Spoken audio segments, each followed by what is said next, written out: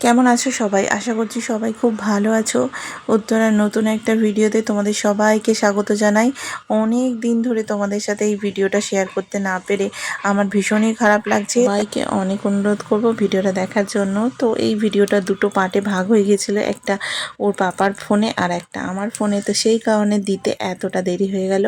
তো আজকে সেই সোমবার, এই বছরের শ্রাবণ মাসের প্রতিটা সোমবারই কিন্তু আমরা নিরামিষ খাচ্ছি, মানে নিরামিষ খাওয়া দাওয়া করছি। বাকি দু একটা দিন বাচ্চা যেহেতু বাড়িতে আছে সেই কারণে একটু আমিষ হয়ে যাচ্ছে, বাকি যতটা সম্ভব নিরামিষই হচ্ছে। তো পুরো শ্রাবণ মাসটা ধরেই অনেকটাই নিরামিষ খাওয়া দাওয়া করেছি। তো সেই কারণে নিরামিষ জিনিসপত্র রান্না করতে খেতেও বেশ ভালো লাগছে।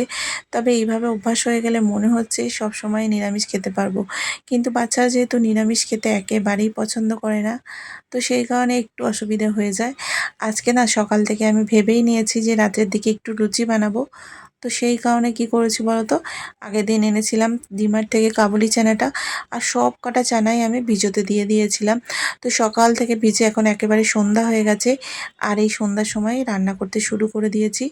একদম সন্ধে টন্ধে দিয়ে বসে গিয়েছি রান্নার কাজে, কারণ এরপর থেকে যদি একটু দেরি হয়ে যায় তখন আবার আরও বেশি রাত্রি হয়ে যাবে। তো সেই কারণে প্রথমে দেখো ছোলাটাকে ভিজিয়ে রেখেছিলাম সেটা দিয়ে দিলাম, আর দিয়ে তার মধ্যে দিয়ে দিচ্ছি অল্প একটু নুন, আর দুটো দিয়েছি আলু, আর সামান্য জল দিয়ে আর একটু তেল দিচ্ছি যাতে উপর থেকে ভেসে না ওঠে সেই কারণে। আর সন্ধ্যাবেলা রান্না করতে কি বলো তো, বেশি একটা ভালো লাগে না, তো সেই কারণে আমি দিনের মধ্যে রান্না করে নিই।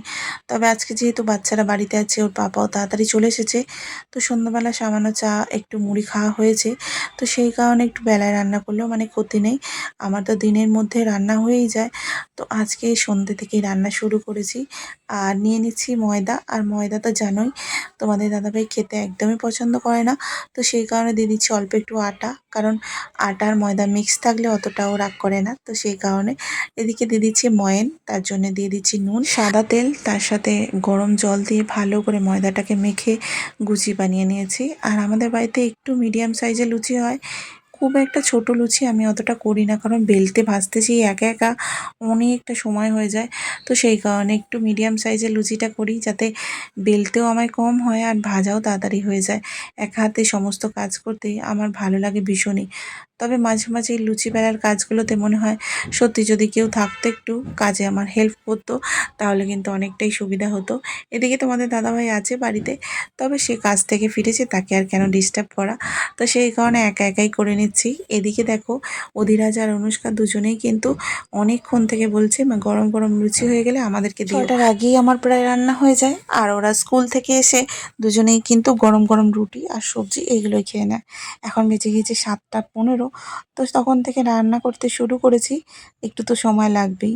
আর গরম গরম লুচিগুলো না বেশ ভালোই ফুলছিল, তবে কিছুক্ষণ রাখার পরে একটু নেমে গিয়েছিল, যেহেতু নুন দিয়েছি। অন্যান্য দিন আমি নুন দিই না ওই জন্যে লুচিতে, তবে আজকে যেহেতু সোমবার সেই কারণে শুধু একটা ভাজবো, তো এই জন্যে দিলাম একটু নুন। লুচিগুলো ভাজা হয়ে গিয়ে সুন্দর করে তুলে রেখে দিয়েছি। এখন একটু পনির কেটে নিয়েছি। আর কি বলতো, নিরামিষ দিনগুলোয় এই পনিরটাই ভরসা। পনিরটা দিলে সবজিতে যেমন টেস্টও হয়, খেতেও বেশ সুন্দর লাগে।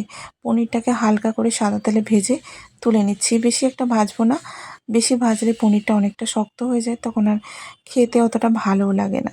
আর ছোটো ছোটো করে বেশ পনিরগুলোকে কেটে নিয়েছিলাম, বেশ সুন্দর করে ভাজা করে তুলে নিয়েছি। সেই তেলের মধ্যে দিয়ে দিচ্ছি তেজপাতা, একটু গরম গোটা গোটা মশলা দিলাম, তারপরে দিয়ে দিচ্ছি অল্প করে কেটে রাখা টমেটো। নিরামিষ দিনে টমেটো দিলে সবজিতে যেমন একটু কালারও আসে, তেমন কিন্তু দেখতেও ভালো লাগে। আর টমেটোটাকে হালকা নাড়াচাড়া করে তার মধ্যে দিচ্ছি সমস্ত রকমের গুঁড়ো মশলা, নুন, হলুদ, লঙ্কার গুঁড়ো সব একসাথে দিয়ে, আর টমেটোটাকে দিয়ে ভালো করে একটু ভাজা ভাজা করে সমস্ত রেসিপিতেই কিন্তু আমি এই কয়েকটা মশলাই ইউজ করে থাকি। বাকি বেশি একটা আমি মশলা ইউজ করি না বলতে গেলে, বিশেষ করে বাটা মশলাই আমি ইউজ করি, যেমন আদা জিরে বাটা। এই সমস্ত করতে করতে না অনেক কিছুই মাথায় আসে, এটা দিয়ে রান্না করলে সুবিধা হয়, ওটা দিয়ে রান্না করলে সুবিধা হয়। তো আজকে সেরকমই একটা ব্যাপার, আজকে আদা জিরে বাটাটা একটু পরে দেবো, তার আগে দিয়ে দিচ্ছি অল্প একটু জিরের গুঁড়ো। তো জিরের গুঁড়োটা দিলাম, তারপরে দেখলাম শুধু আদা বাটা আছে, তো শুধু আদা বাটাটাই দিলাম।